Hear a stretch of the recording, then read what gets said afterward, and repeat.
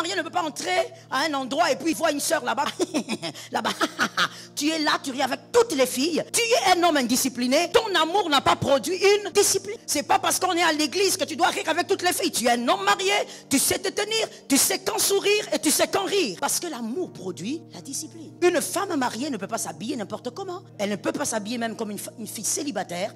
Une fille célibataire a une manière de s'habiller, tout en s'habillant décemment, mais elle a une manière de s'habiller. Une femme mariée, il y a des tenues qu'elle ne peut pas mettre. Pourquoi? Parce qu'elle appartient à un homme. L'amour crée la discipline. L'amour qu'on a pour Christ a aussi créé une discipline. Je ne pêche pas parce que j'ai peur d'aller en enfer, parce que l'amour que j'ai pour lui a créé une discipline. Madame, vous ne trompez pas votre mari, pas parce que vous avez peur d'être fouetté. Normalement, une femme, un homme, n'a pas peur de tromper son conjoint ou sa conjointe, pas parce que tu as peur du divorce. Non, mais c'est parce que tu aimes. Celui qui ne trompe pas sa femme parce qu'il a peur du divorce, il n'a jamais aimé. Celui qui ne trompe pas son mari parce qu'elle a peur du divorce, en réalité, elle n'aime pas cet homme. Elle aime le confort que cet homme peut lui donner. Tout amour crée une discipline.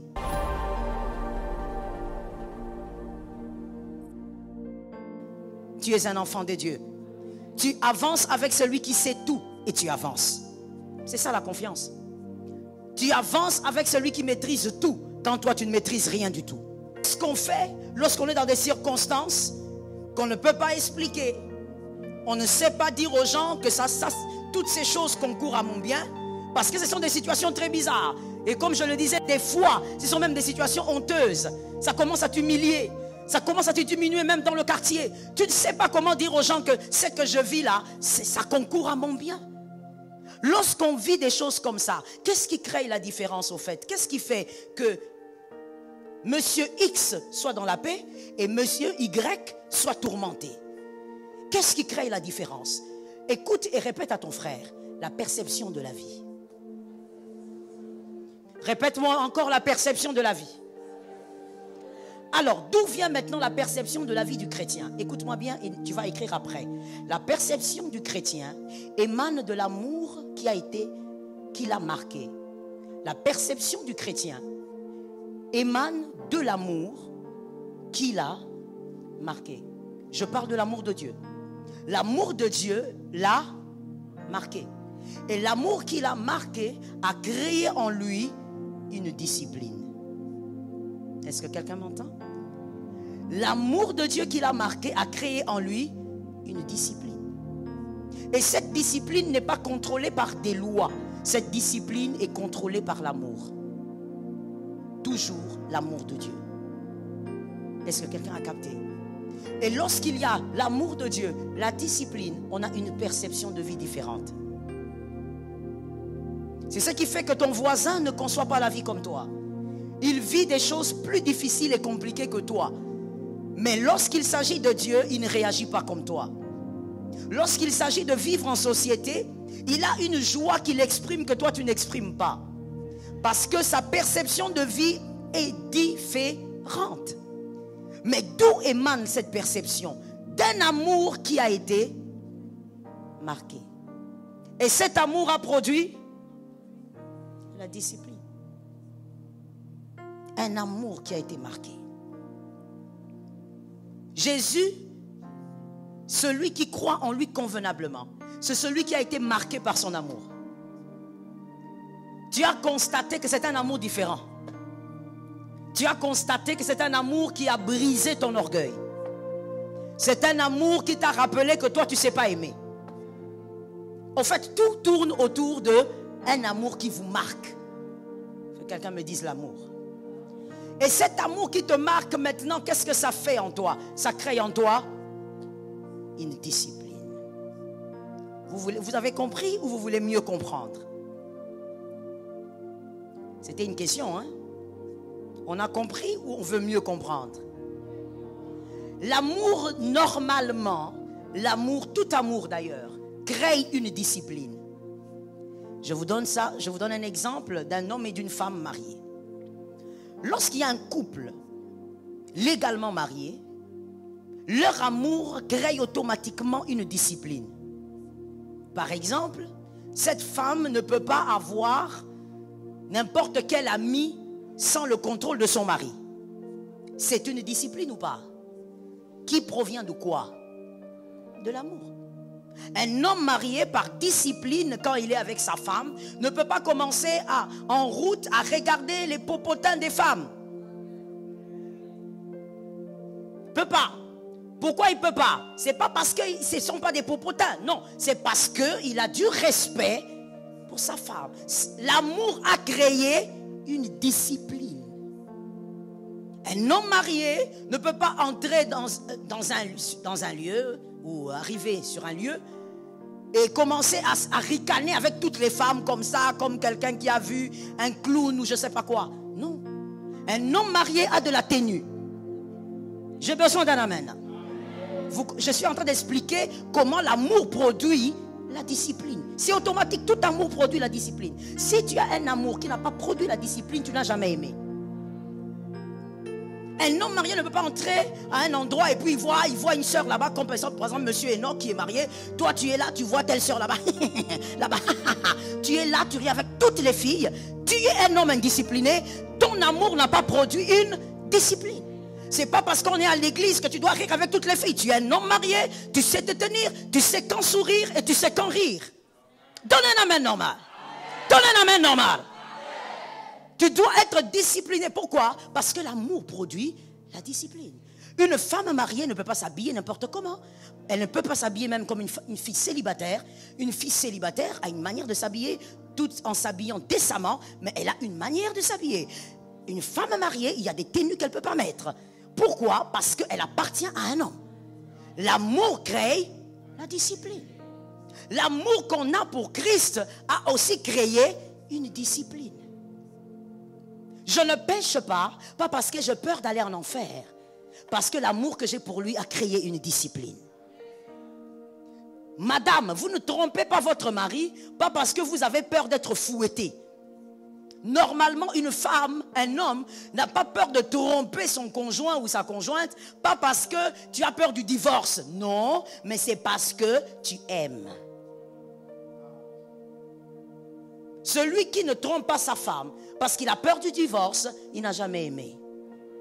Celui qui ne trompe pas son mari parce qu'elle a peur du divorce, en réalité, elle n'aime pas cet homme. Elle aime le confort que cet homme peut lui donner. Tout amour crée une discipline. Et je prie au nom de Jésus que tu revoies un peu l'amour que tu dis avoir pour Jésus. Si tu as réellement de l'amour pour Jésus, tu vas constater que de manière automatique, tu seras discipliné. Il y a des choses qui vont se ranger d'elles-mêmes.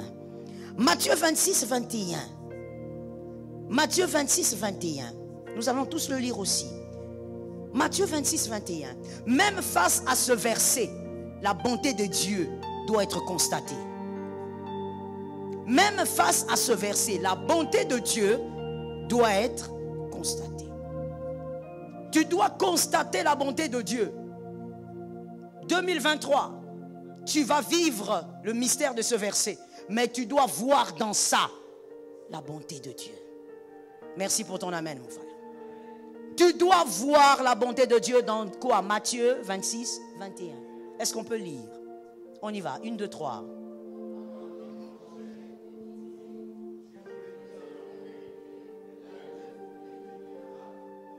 On reprend la parole de papa et tu vas lire ça, pas comme en lisant les écrits de Matthieu. Tu vas lire ça comme en lisant ce qui va t'arriver bientôt. On va lire, on y va. 1, 2, 3.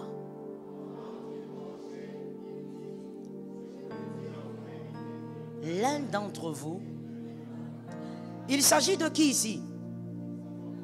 Il s'agit de qui? Ben dites ce que vous voulez, vous savez. Il s'agit de qui? De Jésus, de Judas, voilà. Alors, écrivez avec moi s'il vous plaît, Judas.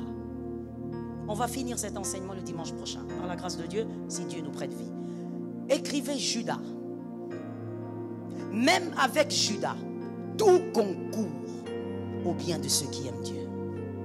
Même lorsqu'il y aura Judas là, dans ta vie, tout concourt au bien de ceux qui aiment Dieu.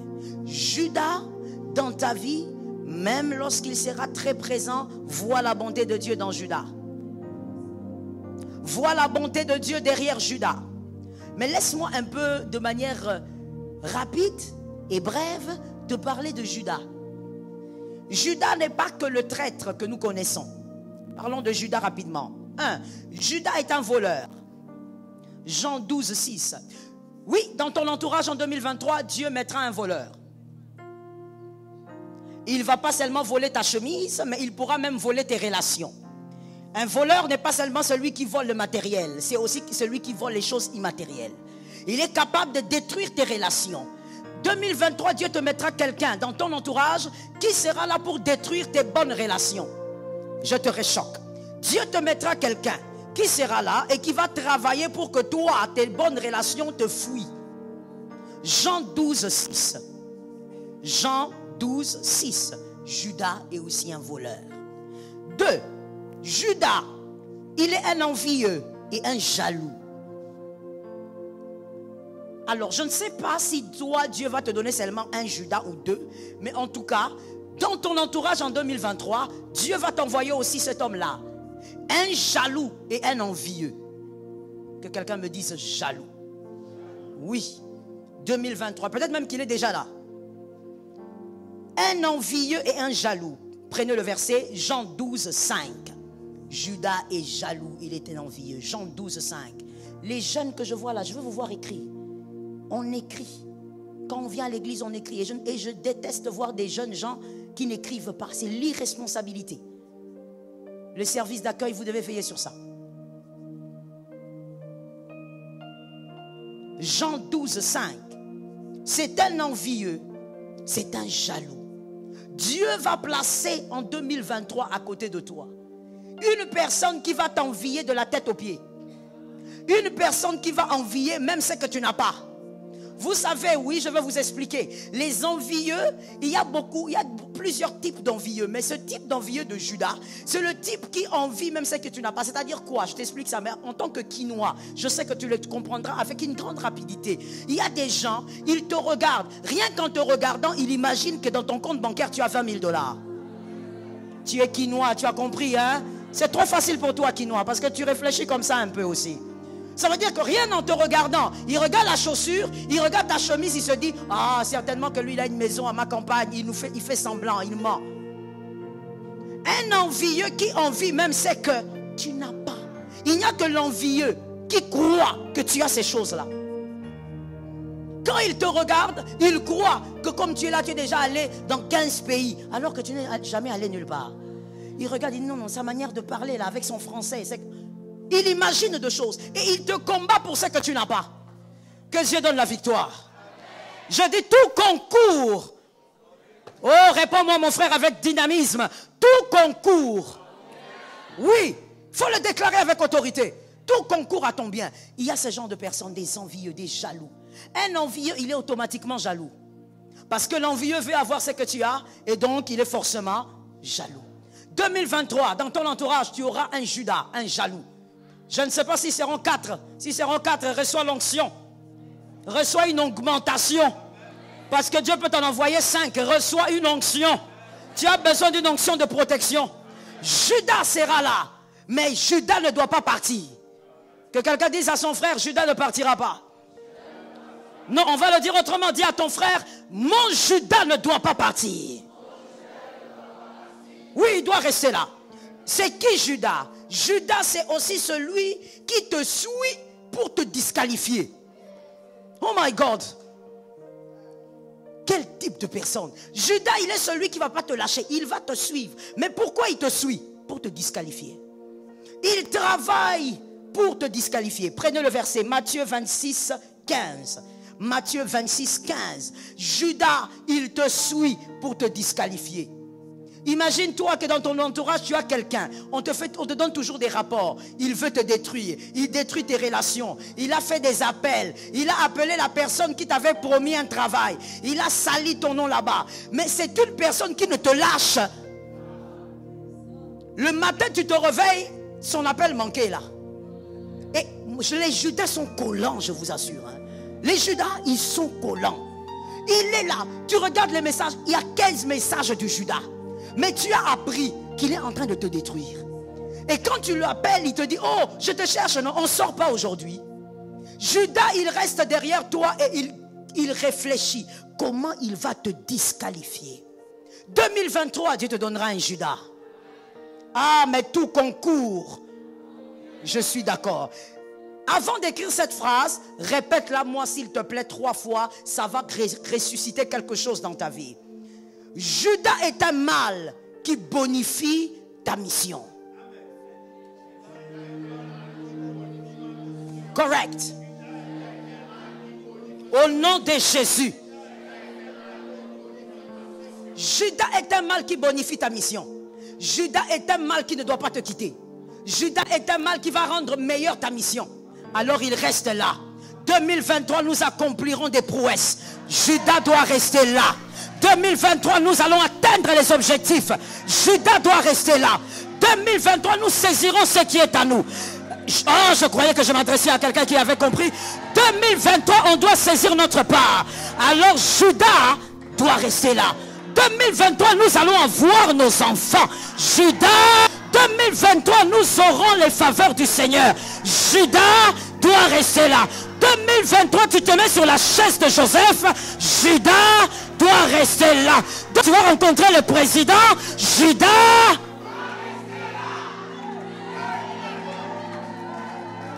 Ce que tu as acclamé la gloire que tu vas saisir. Judas doit rester là. Regarde ton frère, dis-lui, je m'assieds avec Judas. Mets-toi avec. Judas, bouge pas. Judas, il bonifie ta mission. Tout concourt à mon bien. Vous savez, quand vous êtes ignorant, oh mon Dieu, Seigneur, délivre-nous de l'ignorance. Quand vous êtes ignorant, vous vous plaignez, excusez-moi pour le terme, mais vous vous plaignez pour des bêtises. Quand vous êtes ignorant, vous vous plaignez même pour la chaise qui travaille pour votre ascension. Quand vous êtes ignorant, vous vous plaignez même pour les armes que Dieu utilise pour vous élever. L'ignorance peut vous tuer. Judas doit rester là. Il va travailler à ta gloire. Il détruit tes relations, mais pendant qu'il détruit tes relations, listen et regarde. Quand Judas détruit tes relations à gauche, à droite, les hommes partent. Quand tu avances, les hommes qui étaient là ne sont plus là. Mais c'est parce que la route doit s'agrandir. Et toi, tu vas arriver là où tu dois arriver. Il y a quelque chose de bien. Là où tu vas arriver, il y aura un autre type de personne. Il y aura une autre race de personnes. Il y aura un autre type d'intelligence que tu vas rencontrer et qui te sera bénéfique. Que Judas travaille. Dis à ton âme, Judas doit travailler. Ce matin, mon frère, si tu ne saisis pas l'augmentation de l'onction, c'est qu'il y a quelqu'un qui t'a envoûté. J'ai dit, Judas doit travailler au nom de Jésus.